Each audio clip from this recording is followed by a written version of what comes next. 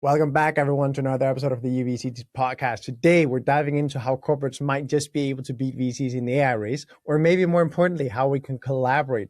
Our guest today is Alex Dang, co-author of the best-selling book, The Venture Mindset: How to Make Smarter Bets and Achieve Extraordinary Growth.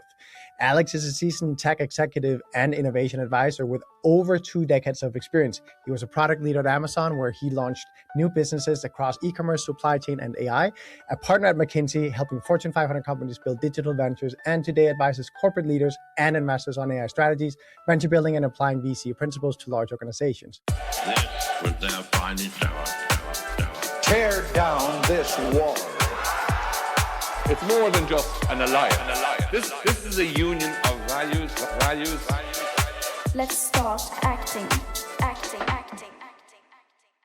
This show is not investment advice, and the hosts of this episode may be invested in the funds and companies featured. We have an American on the show, so for that reason, I'm trying to speak as fast as the US ecosystem tends to do when they are in podcasts. Now I'll dial down the tempo a bit. Jeppe, please tell everyone, why should we bring on Alex Dang to the podcast? Yeah, you brought the Scandinavian in, right, to slow it all down, right? For me, this is one of the ones that I've been looking so much forward to because I've had a dialogue with Alex for a long time. The book, The Venture Mindset, is one that I use myself and have used when I have done consultancy with large corporates, because there's so many learnings that have been shared in this book. So for me, Alex is one of my heroes in corporate venturing. So really looking forward to Alex sharing, what is the venture mindset and what is his belief, especially around AI. Andreas, Jeppe, thank you so much for having me here. Yeah, we're super thankful to have you on. We're obviously quite the voice in the corporate venture space. So before we dive into the AI conversation, let's just talk about the venture mindset a little bit. Obviously, your key piece that everyone out there will know you for, but let's just make sure that anyone that hasn't yet heard about it will hear about it now. Well, thank you, Andreas. And The Venture Mindset is a best-selling book, as you mentioned, translated into numerous languages at this point. It's a result of a 20-year research from Stanford of venture capitalists, and all of their bets, some of them became unicorns. And that breadth of analysis and research translated into very specific insights. For instance, that majority of the wins of venture capitalists are focused on the asymmetry of the results, or outliers, which are generating 10x, 100x return.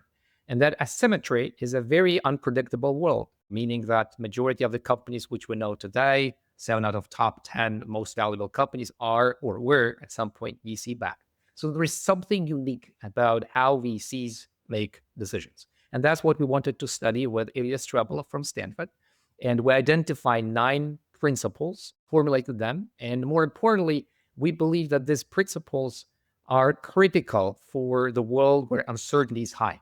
So in a traditional environment, you can still rely on your traditional MBA classes. But whenever you meet with anything more unknown, say AI today is an unknown, we don't know what kind of a technology will win, then you should and have to apply venture mindset. It will just be more helpful and more efficient as a set of management tools. So you did this book together with Ilya, right? With sharing all your findings and so forth. So after the release, are there something that came to mind that is not in the book that you have wished was in there? Yes. Yeah, but I think the key learning, because we launched the book last year, May 2024. Since then, the AI boom started to be more than real. Actually, my major discussion with all of my current clients is about AI is not the future. It's already here. The shopping behavior is already changing. So I wish I could just highlight the importance of the pace in our book, that the speed, it matters even more than ever before. So we highlighted the principles of that we used at Amazon when I was there: 2 beats a team, fast-paced approach, launch fast, MVP or MLP, minimum lovable product. But now, what used to take 90 days or 111 days to launch, and I always bragged about that timeline. Wow, we could launch a phenomenal app in 111 days. Now it's all about days, not like weeks or months. So I think the time has compressed, and I would apply the 10x rule to pretty much anything that you've already read in the book. Say even the team. Do you need a 2 pizza team? Not anymore. So many initiatives could be launched with, I now jokingly call it one slice team. So meaning that one person could actually launch a startup or launch a feature or launch a product. I did that, and I demonstrate that in my workshops, that you can launch so many things alone with current AI tools supported by digital workers. So I think that's the major thing and topic that I would highlight. Maybe you can just try and translate for our corporate audience exactly how the venture mindset applies to AI, because we went from this 10x, 100x mindset of having a portfolio approach. And yes, we all get that. And yes, we also get the importance of moving fast. But when it comes to AI, how exactly does that translate? Like I said, Andres, it's all about the scale and the portfolio approach that you mentioned. That's the important first step, that any large organization, they have phenomenal amount of data, customers, they have access to supply chain, they have access to the distribution network.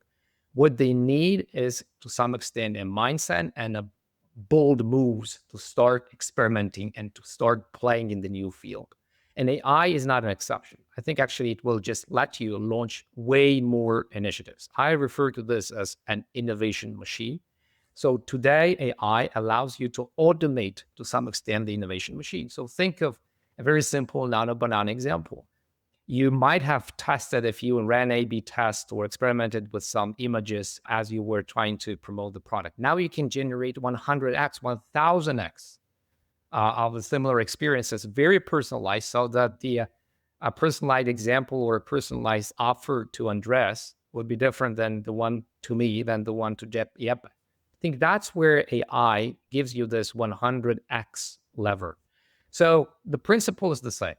Launch as many small, bold bets with an outlier in mind, so that the one that would generate 10x and 100x return, kill them fast. And I think that's another key skill which so many organizations are missing. Do not scale the org before you get a customer feedback. So keep it very small, similarly to startups, and then double down on the winners. In the AI world, exactly the same approach, but faster with a smaller team. Let me just try and split the two things here. On the one hand, we have AI adoption, which is its own space and field. And then you can argue that you have the other side, which is CVC, corporate venture capital, which you are also very famous for. And you really understand those two sides. And I think it's important, just when we talk about it here, say, well, are we talking about one thing or the other? Because CVC is investing in companies to then build an inroad into innovation and venture and tech through that, which is not what we're talking about just before when we're talking about using AI to really innovate quickly. And maybe you can split those two and tell people how you think about it and where you see. Totally. Do you think that AI as an investment field is relevant for every single corporate out there? Or no, that's for a special type? Majority AI, think of it as just how you can improve your business, ways of doing business, improve your products, improve your internal innovation machine, but don't necessarily go and invest in a ton of AI. Like, can you just try and split those two? Because it's two different things. Andres, I would say that even the way that you frame the question, I think I hear the similar kind of a question regularly from clients. They're kind of adding AI to anything. I mean, what do we do with AI? And I think that's the wrong approach by itself, because that's a very technology backwards approach, which unfortunately in the corporate setting typically leads to, I would call it AI theater or innovation theater, where you see lots of cool stuff in press releases, but the moment when you actually touch the product, when you try to use the product, well, your chatbot starts to get stupid. And I mean, we all experience that, right? When we try to give a call to a call center, I don't know about you guys, but I always insist on talking to a human. Why? Because we still cannot fully, completely rely on so many AI tools, and we would have cut through that noise. So the problem here is that great products and great businesses and great innovation is built customer backwards. Think of one click on Amazon experience. There is nothing truly innovative about that, though it was patented. But one click is a simple simplification of your life. Then you have a dash button which you can press and instantly receive a product. Then you have Alexa that you can place an order via voice command. Now you have agents shopping agents, which can do this on your behalf. So as you could see, the pain point is the same. The technology varies. So when you refer to CVC or internal innovation or partnerships or acquisitions, I would refer to this as tools to introduce new technology, new ideas to your customers, to your clients. So all of the above would work. So actually the best-in-class companies like Amazon or Alphabet, they do all of the above. They invest in robotics themselves. They acquire numerous startups, including many startups in Europe. They also have their own CVC-like fund, the Industrial Innovation Fund, which is investing in supply chain innovation and robotics. So I think that's the best way to think about for a top senior leader in a corporate setting. Use all the tools to improve and to reinvent on behalf of the customer, not for the sake of AI itself. Though AI may add you a header on Wall Street Journal or Financial Times, but I think it's will last only for one day. So it's way, way better to keep a bigger picture in mind. From a European perspective, right, we are insanely good at regulation on this continent. So when I talk to corporates out there, I oftentimes see the AI department being closely connected to the operational side of a corporate and not used aggressively in landing new customer and new revenue. Where would you start with your AI activities if you were a European corporate? I think you touched a very important point that it feels, because I work with companies globally, and whenever I talk to European CEOs and leadership, I feel like Europe overemphasizes consensus and to some extent downside protection idea, which is, to be honest, the opposite of what you should do when you face such a revolutionary technology, which may have an impact of internet or mobile experience. And I think that's a very important thing to keep in mind. It's not just another tool. That's not just a minor shift. It may have an impact of an internet. And imagine you are a bookseller or any brick and mortar retailer before e-commerce truly started.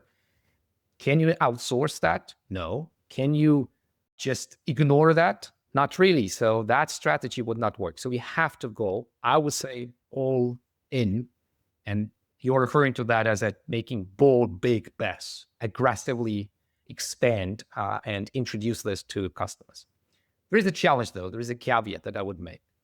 As a very new technology for an established organization, there are risks associated with any launch. That's why at Amazon, we used MLP as an acronym, minimum lovable product, versus MVP. I mean, it sounds like a funny tweak, but it's actually demonstrating that we protect the trust of a user. So launching AI, I would start with back office functions first, just to protect and to learn and to build that capability. So supply chain, you mentioned one, is not a bad idea, because that's where you are kind of protecting customers from truly bad experience. But not doing anything with the user, I think, is just leaving money on the table. And you could build a way better recommendation engine these days. You can improve your marketing activity. Why would you torpedo everyone with the same email versus actually tailoring that to the different users, even to the user on one? So I think that's important, to experiment at scale across all the functions. But you start with the simpler, more understandable use cases first, and then you shift towards more customer-facing ones.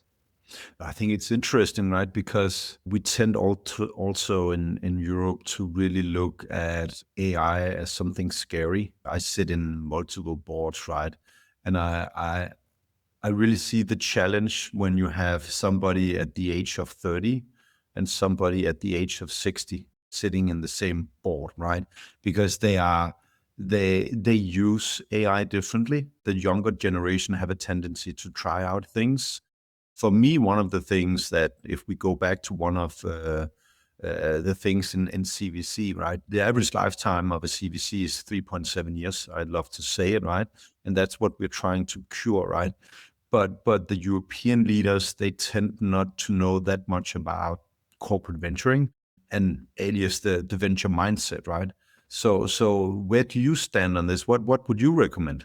I think I would start with what you identified as a generational problem. I would even call it that higher you are in the hierarchy, the less you start to use all the down-to-earth tools. And I think you should. The best way to truly experience AI and understand what's happening there is to try all of these tools yourself in a guided way, in a non-guided way, but still experience that. Because it will lead to two different outcomes. First, you will understand the magic of how so many things could be done, from your PowerPoint deck automation to put them together a cool email to automating your workflow. I did that with the N8N tool, but there's so many Zapier's and others. You just do this, spend 2 hours, and you will learn way more than from many BCG McKinsey decks as a CEO, just because you will see what is possible. Then number two lesson from that will be you will see the limitation of the system. Like we all use, I guess, ChatGPT. I mean, because I would assume more than daily, I think 100 times a day. And then you see, well, I mean, it's not ideal. Whenever you type something, you receive a result, and then you start to edit it, you start to tweak it. You see that it hallucinates. You see that, okay, 90% right, but 10% wrong. Sometimes 10% wrong is just enough to break the entire post or the entire message or the entire email. So I think experiencing both the limitations as well as the advantages of AI, I think that's what's needed. So my step number one, give to all of your senior executives tools to practice and to play with. I spent 8 hours with the entire team going through different tools, explained RAG in simple terms, fine-tuning in simple terms so that people would feel the difference and understand the difference. I think that's the important first step. If it just were to add one thing there, I think Mark Andreessen put it really beautifully in a podcast a couple of weeks ago where he said, people need to really understand that we all now in our pockets have access to the best intelligence out there. Who's Trump asking when he's like, he cannot access a better AI than you have in your pocket. Like we're all using the same. And the fact that like the democratization that brings us all in ability is quite outstanding, I think, because it used not to be like that. That's true. And I would just refer to the principle of double down or quit. We do not know which technology would survive. We do not know which use case will be the killer use case. So we feel that there is some magic and the power of the technology. And I think everyone understands that. Just don't be fearful about that. I think the best way to fight this fear is to test that and see what works. And if it works, then you double down. If it doesn't, you just quit. So you keep the experiment small. I think the worst case scenario is that the CEO will make one day a decision. I want to go all in on AI, make one single bet the farm on that initiative, and then it fails. I think that's the worst outcome because you will just waste resources. Alex, that's the perfect segue for me to ask my question here, because I wanted to ask you, now we've spoken a bunch about AI in the corporate setting. So let's bring it home to the venture space, to the startup space. This is a podcast where primarily our audience are VCs, startup founders, and corporates that are engaging with the venture space. So tell me, where should a corporate fit in the startup space, the venture space, when it comes to AI? Look, I think I prefer to start from strengths. We all know that corporates are slow, sometimes a bit more bureaucratic than needed. But the strength of corporates is their access to data, customers, supply chain. So use that as your advantage. More importantly, a small win across the portfolio scaled at the enterprise level will generate 100, 1000x return. So you can start small in one zip code or one country or one region. But if it works, then you scale it across the org. Wow, and you have the 10x, 100x impact. This is not the case for startups, by the way. This is just the case for enterprise level. Do you advise starting that innovation initiative in-house by developing yourself, or when do you advise, no, you should probably look for startups to partner with on this? And do you put it with your CVC to do these types of things, or do you ask them to now scout different AI solutions that might be a fit for the company and say, yeah, we used to have you do this stuff in investing. Now the more important thing is you actually bring meat home for us to help us really understand AI. Yeah. It's a very good question, but I will have to respond to that in two different buckets, because if you're big enough as an organization to establish and have presence in Silicon Valley and to build the CVC network and get connected to startups, do that, because that will give you lots of information and insights. It will also give you a phenomenal access that will outperform and out-innovate your direct competitors. More importantly, you will reinvent yourself faster this way. That's a clear learning from many technology companies. If you ask me whether you want to invest in startups and bring startups to build things or improve some of your procurement function or sales automation or do it yourself, I would say that AI will be such an important capability that you have to build an internal muscle to complement, at least to complement any startup that you bring in. Today, if you visit Silicon Valley, you will see so many smaller startups which are AI wrappers around strong LLM models. I, to be honest, do not see the reason why not to build a similar thing in-house, because their experience of that team might be actually weaker than your own internal understanding and knowledge. And that's your huge advantage as an enterprise leader. So you can build, by bringing the right talent in-house, you can build so many tools internally, like procurement tool to improve your account receivables, or just review the invoices and matching them with contracts and collecting the missed fees or missed discounts, or sales automation. Who would better know your sales process than yourself? So with the right talent, with the right mindset, with the right intent, with the right decision-making setup, I think you'd rather do this in-house by bringing some startups from time to time in case of the unique use case or already well-established use case. What you're describing here is, of course, the make wave, so to say, that many have prophesized or at least considered that we're going to see in corporate. That why would you have millions and millions go out to SaaS products that are not in any way custom built for you, when you can actually just whip them up yourself internally?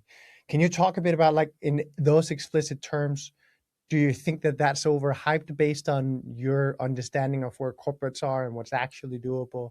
Like, where do you Andreas, weigh in on that? that's a very practical question. If you have capability to build the product or the solution in-house, I would just go that way, just because it will always be your advantage. I always think about Amazon. Amazon really relied on external products and solutions, because at the scale of Amazon and at the need of Amazon, we were reinventing things on the go. So relying on external tools was not the best idea. But not everyone is Amazon. Just to remind ourselves that, yes, sometimes we are lacking talent. I just feel and fear that companies at scale of Nestle, Bosch, Siemens, etc., they do have enough scale and capacity to invest in such talent, and they have to do that. They can compete and out-innovate even corporations like Google and Amazon and Microsoft, because they understand nuanced details of their operations. They are building machinery today. They have all that IoT fleet already.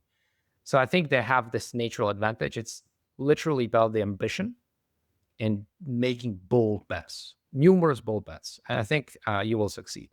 I think there's something, Alex, and then I think you also talk about it a little bit in your book, right? There's something about what risks do you take on yourself as a leader, right? And here I do not mean, the CEO or so forth, right? We have a tendency to protect ourselves by using existing products, right? It could be using Microsoft and then Copilot that is within, because that is then the tool that is supported, right? And that's a safe haven. How would you address that? Because especially, not even the European angle, I think that also accounts for the US, right? When you work in big corporate, you have to be careful about what decisions you do take. Totally. And I'm glad that you referred to the book, The Venture Mindset, where we dedicated the entire chapter to incentives.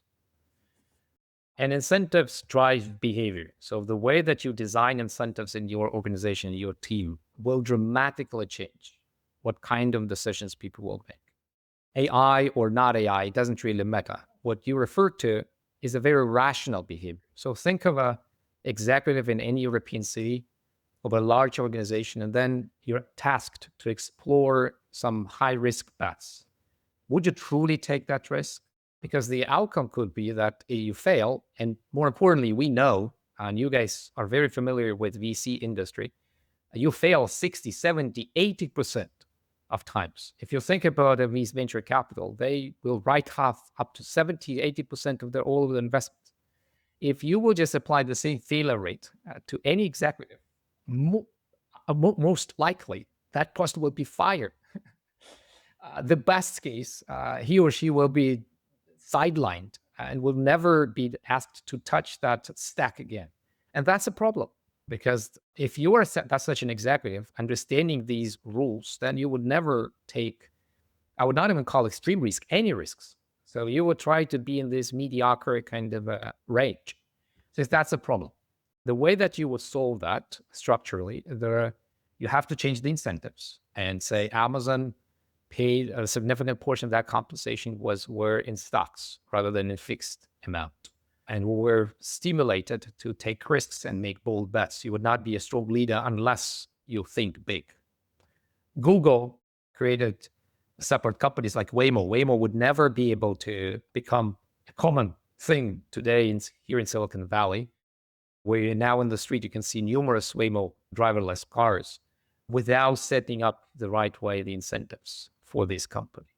So yes, incentives do drive behavior in terms of the compensation incentives, but also culture. I think that's another big important element to that. I would just share with your audience that in my office at Amazon, I had press releases of products which I launched or my team launched. And some of them were successes, but some of them, actually more than half of them, were failures. And I still kept them on the wall because that's demonstration that it's fine to fail. And still, I'm alive, I'm working, more importantly, I'm kind of promoted with a higher scope of products and projects. So I think that's also important, the cultural aspect of that. Alex, I'd love to ask you a question because I've had quite a few serial founders on the podcast recently who are now coming around for their second run, doing a startup, but building natively with AI. And what they're all saying is that they're building with smaller, more senior teams, and they are typically much more tech savvy, each team member, because everyone in their team are now almost product builders. Because as we described before, you can build an AI for almost anything, but then that means that anyone has to be able to build. Marketing is no longer weaving together service providers, knowing where to buy ads, and knowing how to measure their success. It's actually building a product that can do all of that for you, and you just run that machine. I'd love to ask you, how are you seeing corporates navigate this?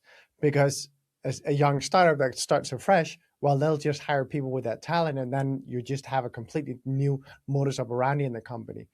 But what do you do with a marketing department? I used to want to run a small one with 20 people, but oh my God, that team would not have been able to run any or run much less build any AI machine. And Andreas, first of all of your guests who are launching their second or third ventures, I think they have way higher chances of success based on statistics. So I wish them luck, but at the same time, I think they have really high chances to succeed and to become unicorns. And the majority of them, luckily, we're having more and more of those in Europe, are former unicorn founders. So like it is incredibly important what's happening right now. You may want to, I may want to join your venture capital fund the moment when you start one, or because that's such an access to serial entrepreneurs. I think it's a phenomenal advantage. Yeah, it is. But look, well, we're doing very well in Europe. It's not that hard to to find these guys anymore. Oh well, yes. Though again, I think there's so many hidden talent within corporate settings as well, and internal unicorns, which if designed correctly, I think they may become and compete and beat many traditional unicorns VC backed.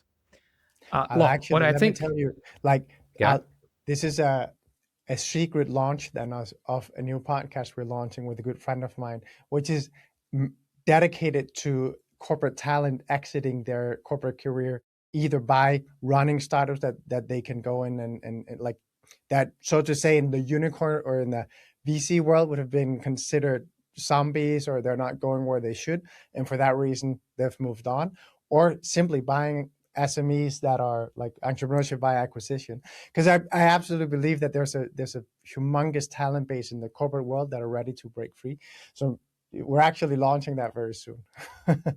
I'm so glad. And I look, when I was at Amazon, we always thought about, we'd rather not miss the talent to a startup or to our competitor. We'd rather keep that talent launching a new venture within. And that mindset led to reinventing the company numerous times. So think of Amazon. What is that? Is it e-commerce player or a cloud player or AI player today? AWS was invented from the within, or Waymo.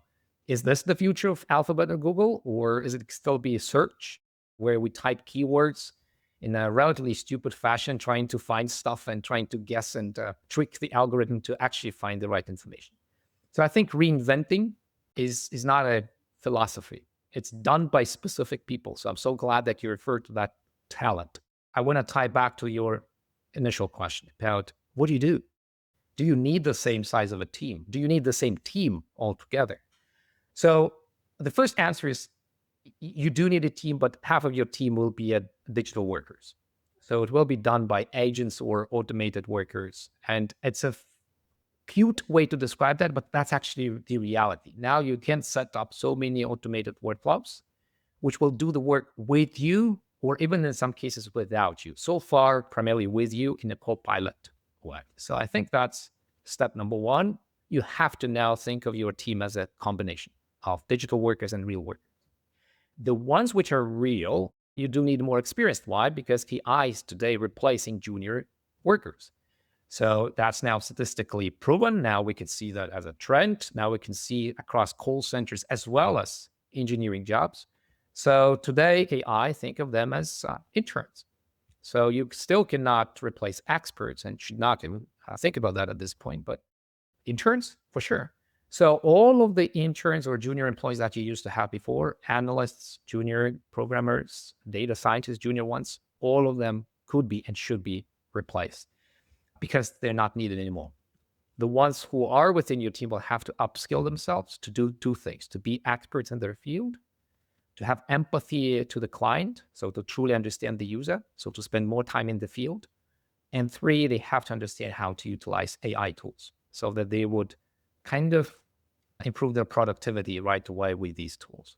So we'll face smaller teams of better and higher qualified talent, more AI tools supporting that.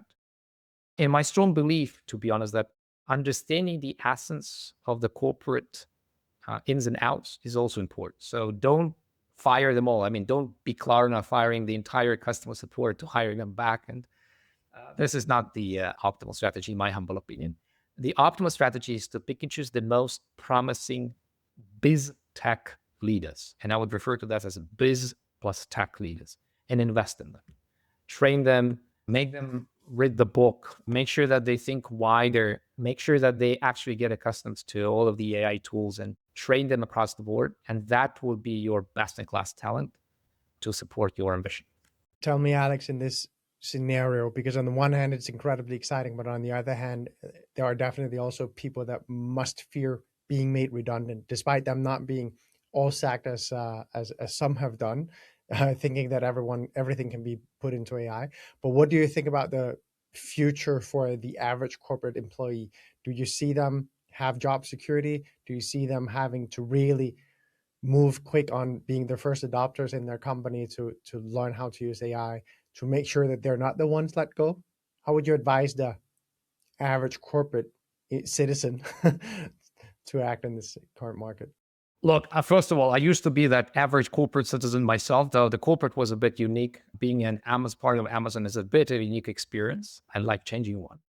But as an advisor, I would prefer to refer to specific things that I see. And I see that, well, I mean, we still need people. We still need smart people who are actually giving calls to clients and having lunches and dinners with them, understanding their pain points. So I don't think that your job would be cut in case you deal with actual challenges and actual clients and users. Your job could be cut if it is a routine and easily automatable job. For good or for bad, I think at a senior executive level, my piece of advice is always to keep the best talent within and reallocate it, because that creates almost like a marketplace of talent within your company, because there will be a lot to be done and to be built. I would refer to Alphabet and Amazon and Microsoft as champions in launching new things. They move teams across different orgs for the reason, because that's the skill that you build. So yes, if you're a customer support employee, or if you are in the very simplistic kind of set of activities, your tasks could be automated. I would actually highlight the word tasks here, because often people expect, and senior executives expect, autonomous functions, like autonomous marketing, autonomous sales, or autonomous customer support. That's not the reality today. Actually, that's the reality, but a bad reality in many cases. What I think AI is capable of doing today is actually replacing some tasks or automating some elements of the workflow. So get yourself instantly, as an employee, go and try get yourself instantly embedded into these AI ecosystem. Try tools, build things, build a game, go to Claude, pay whatever, $10, $20, try to build a game there, and you will see how quickly you can do that. Can I try to flip your mindset and then put you in the CEO role? I'm your shareholder, so how are you going to move your workforce into an AI-safe future? What would then your response be, right? What tools, what would you do to educate your workforce? You start with the common tools that which we're already all familiar with.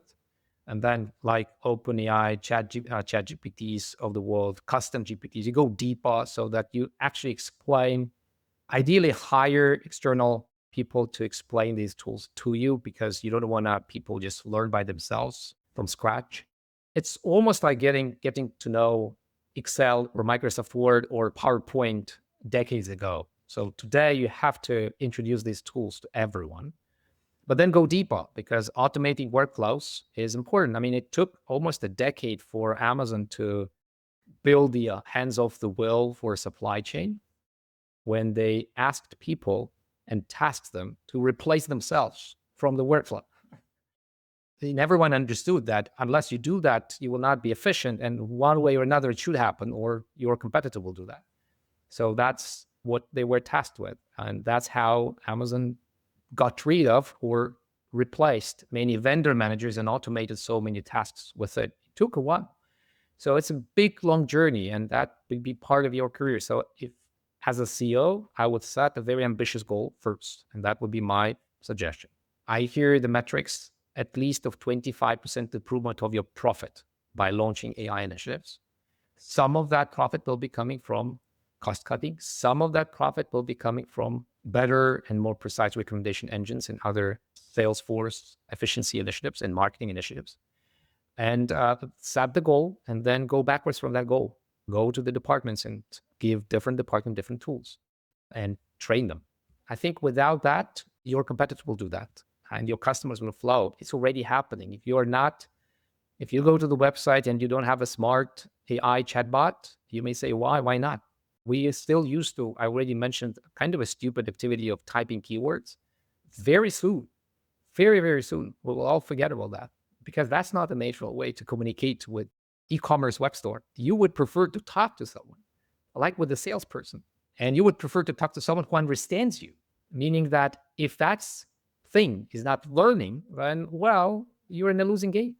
So I think that's where it's becoming important. Unless you act today as a CEO, this shift is happening today.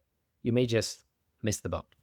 I think it's a highly motivating recommendation, right? Because going 10 years back, as an employee, you could have been hiding in the corner, right, and not doing self-education or anything, right?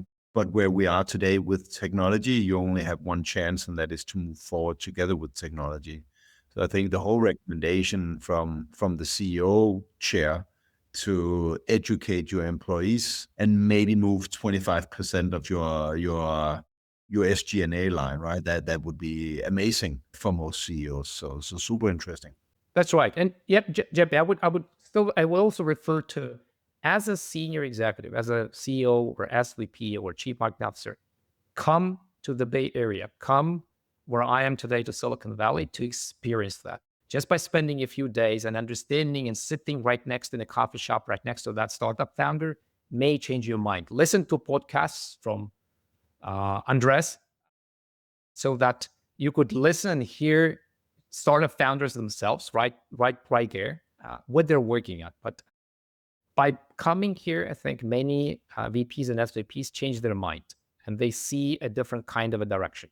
So invest in yourself as well. That's my simple message. Don't just hope that your employees will learn all the tools and it will magically transform the company.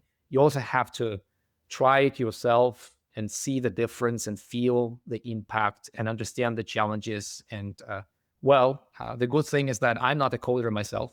I do not know how to code, though it took me just a couple of hours to build the automation workflow and the game, and to select the book cover for the book, which took us not months like in reality, but actually a few hours with the help of AI. I created a chatbot for the book itself so that if Andres or Jeppe, you ask me the question, next time I would just dump all these questions into an AI tool. It will give me the responses based on the ragged model with the feeded by the Venture Mindset book. Things like that could be done in minutes today.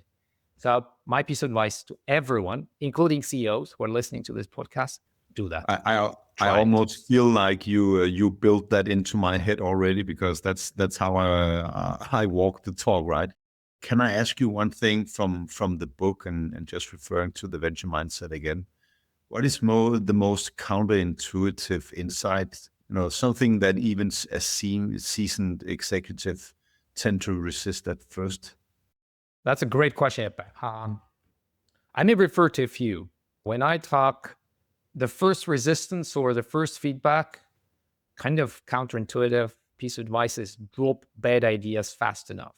So not insisting on trying again and again, trying harder. I think that's the key and important factor. So in the environment of certainty, that's the winning strategy, because that's a resilience, that's trying to go against the winds. But in the environment of venture capital or high uncertainty, I think letting go early is actually a sign of a discipline rather than a failed approach. That's you have the good example in the book, right, where you have already invested, $100 million into something, and instead of just dropping that one, you invest 100 more instead of putting that into a different business area where you can make even more money on it, right?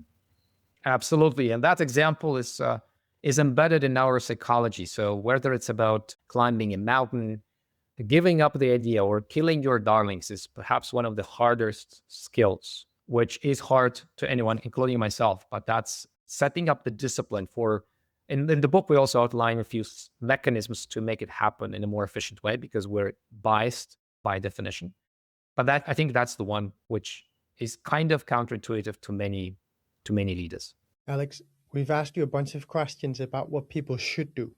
You're in the very fortunate position of meeting a lot of the very best CEOs and executives across the world.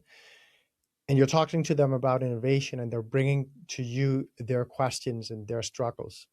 What are people actually doing? What are these very best top firms doing that you're talking about innovation with? What do they do? What are they struggling with? Because I imagine there's a lot of corporates tuning in today feeling, are we hopelessly behind, or are we just like everyone else? I think you have to, as a CEO or as a senior executive, you have to compare it to the best. So perhaps if you compare it to the average, then you're doing well. I mean, and that's why articles like 95% of AI initiatives fail are getting so many likes, because, it's not just me, I'm fine. But I would point you to a few examples which struck me, and I think these are the best in class examples of CEOs and leaders. I recently met the CEO who came after almost like an all-nighter, who is the CEO of a very large company. Unfortunately, I cannot name it, but I would just point that the scale is tremendous. Though the guy spent the all night coding with Claude to truly understand how this new future architecture would work. And he educated himself with these tools. He tried to deploy, he failed. And I think doing this kind of things to be then with advisors in the room and become even more knowledgeable, I think that's important. I would refer again to, you mentioned Mark Andreessen, that this knowledge is accessible as never before. Now you can almost consult with the best-in-class experts by just chatting with different tools. You can build things in a matter of hours. I think just do that. I think the best-in-class CEOs, they don't feel that that's somewhere in the technology department and that's you're too senior for that. You just try things yourself and learn from that experience way faster than anyone else.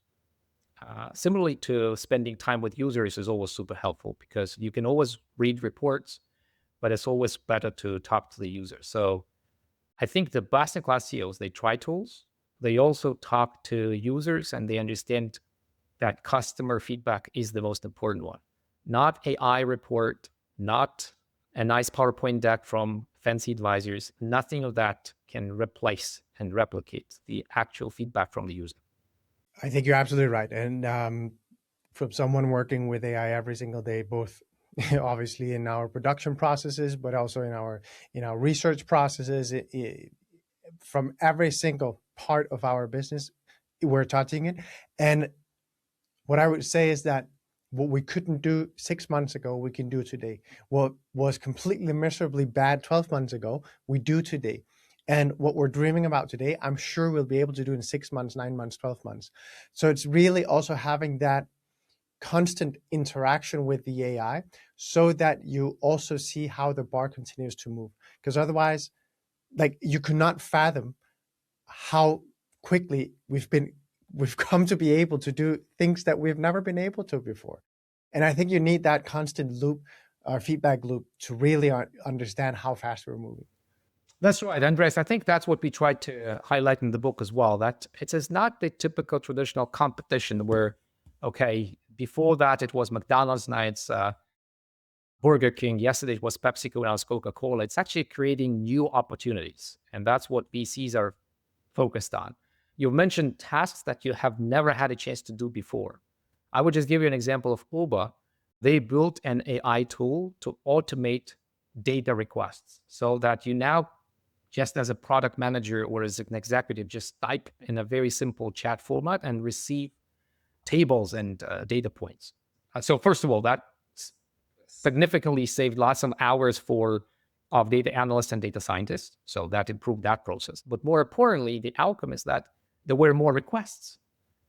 Because the ease of that communication, way more executives started to use these tools. Similar to all of us, I would guess, in your production process, now you can improve the product. Now you can do something that you never had a chance to do. Now you can create lots of shorts in a matter of minutes out of this video. So I think that's an important thing for many executives to remember. AI will unlock new things. You can generate 100x of things that you had a chance to generate before. That's what is important. Yeah, but Alex, thank you so much for joining me on the podcast today. Thank you, guys. This was their finest hour. Tear down this wall. It's more than just an alliance. This is a union of values. Let's start acting.